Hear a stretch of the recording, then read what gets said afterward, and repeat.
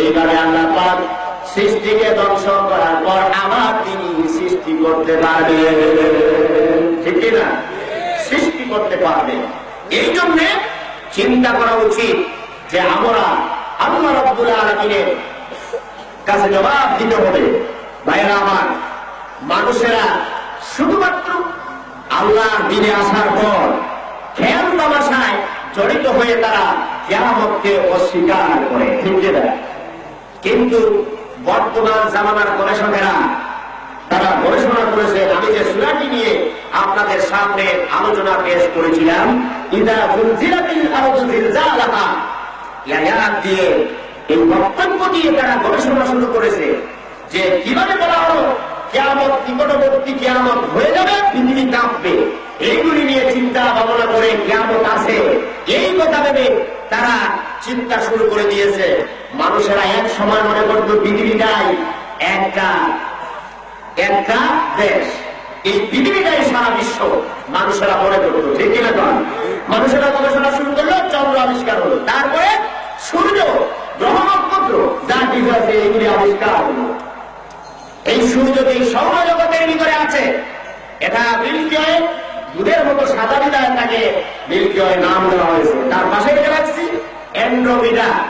এই দুইটা গ্যালাক্সি সৃষ্টি হওয়ার পর থেকে একটা আরেকটার দিকে প্রতিনিয়ত আসতেছে। আকাশের মধ্যে মহাশূন্যে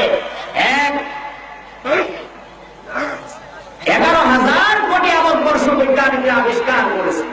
তার মধ্যে 100 কোটি গ্যালাক্সি আছে, তার মধ্যে দুইটা গ্যালাক্সি একটা আরেকটার দিকে আসতেছে, আর বাকি যত গ্যালাক্সি আছে তারা একটা আরেকটার কাছ থেকে দূরে সরে যাচ্ছে প্রতি সেকেন্ডে। প্রতি সেকেন্ডে সেকেন্ডে তারা সরে যাচ্ছে। শত শত বিলিয়ন বিলিয়ন বিলিয়ন সময়ের ব্যবধানে তারা তার কাছ থেকে সরে যাচ্ছে। কিন্তু মিল্কি ওয়ে গ্যালাক্সি আর অ্যান্ড্রোমিডা এই দুইটা সৃষ্টি হওয়ার পর থেকে প্রায় 2,500 কোটি আলোকবর্ষ বেগে একটা আরেকটার দিকে আসতেছে। বৈজ্ঞানিকরা বলেন যেদিন এই অ্যান্ড্রোমিডা আর মিল্কি ওয়ে গ্যালাক্সি একসাথে ধাক্কা লাগবে সেই দিন শুরু হয়ে যাবে ইজা যুলজিলাতিল আরদু জিলজালাহা। পৃথিবী কম্পন শুরু করে দেবে, মাটির গভীরে যা আছে সব কিছু বেরিয়ে চলে আসবে। এই জন্য আমাদের চিন্তা ভাবনা দরকার কিনা নয়। ওই যে কয়েক বছর আগে আপনারা শুনলেন নাই যে যুবকেরা যারা আছে আশা করার জন্য বিয়ে করো, ওটা বলে থাকে, আপনারা শুনেন নাই?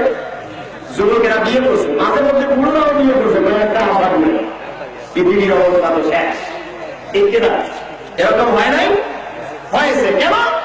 তারা দেখেছে তাদের যন্ত্র দিয়ে এই গ্যালাক্সি দুটো যেদিন ধাক্কা লাগবে কিয়ামত হয়ে যাবে, এটা দেখেছে বিদায় তারা এটা পত্রিকায় ছাপা করে লোকজনকে জানিয়ে দিচ্ছে। এই জন্য কিয়ামতের জন্য প্রস্তুত হয়ে যাওয়া অবশ্যই জরুরি।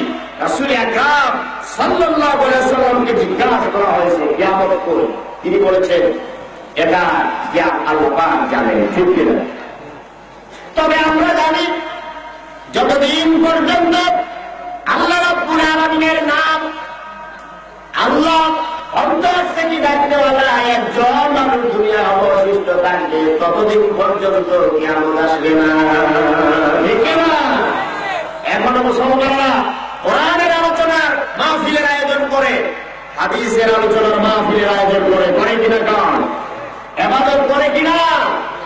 রাতের গভীরে উঠে আল্লাহ দ্বীন কায়েমের জন্য যতটুকু ইবাদতের প্রয়োজন তা করে, আল্লাহর দ্বীনের প্রচার করার জন্য যতটুকু ইলমের দরকার তারা তা চর্চা করে এখনো, ঠিক কিনা বলে?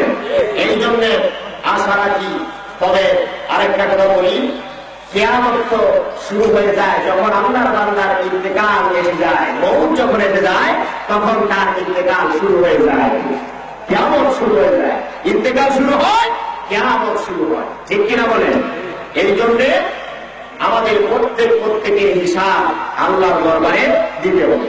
কাফেরেরা বলেন আল্লাহ রাব্বুল আলামিন ঘোষণা করেন বাল কাযাবু বিস-সাআহ, যারা আল্লাহকে ভুলে যায় তারা মনে করে যে কিয়ামত নাই, বরং তারা কিয়ামতকে অস্বীকার করে। ওয়া আন্নাস-সাআতা আতিয়াতুল লা রাইবা ফিহা, এতে কোনো সন্দেহ নাই। কিয়ামত এসে যাবে। وأن الله يبعث من في القبور আর প্রত্যেক মানুষকে কবরের মধ্যে দাখিল হতে হবে, ঠিক কিনা? এই জন্য আমাদের হিসাব করা লাগবে।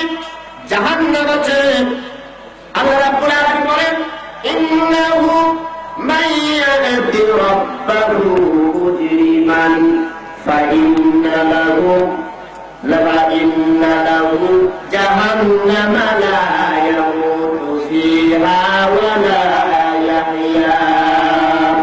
যারা নাকি তাদের কৃতকর্মের মাধ্যমে ফেরেশতাদের হাতে পাকড়া হয়ে যারা জাহান্নামে আসবে, তারা তাদের ধ্বংস কামনা করবে, তারা সেখানে মরবেও না, বাঁচবেও না, এমন অবস্থায় লা ইয়ামুতু ফিহা ওয়া লা ইয়াহইয়া, সেখানে তারা বাঁচবেও না, মরবেও না, এমন অবস্থার সৃষ্টি তাদের মধ্যে হয়ে যাবে।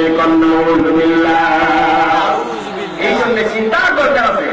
আল্লাহ রাব্বুল আলামিন বলেন ইন্নাল্লাযীনা কাযযাবু বিআয়াতিনা ওয়াস্তাকবারু আনহা লা তুফাত্তাহু লাহুমুল আবওয়াবুস সামা লা أبواب السماء ولا يدخلون الجنة حتى يلج الجمل في سم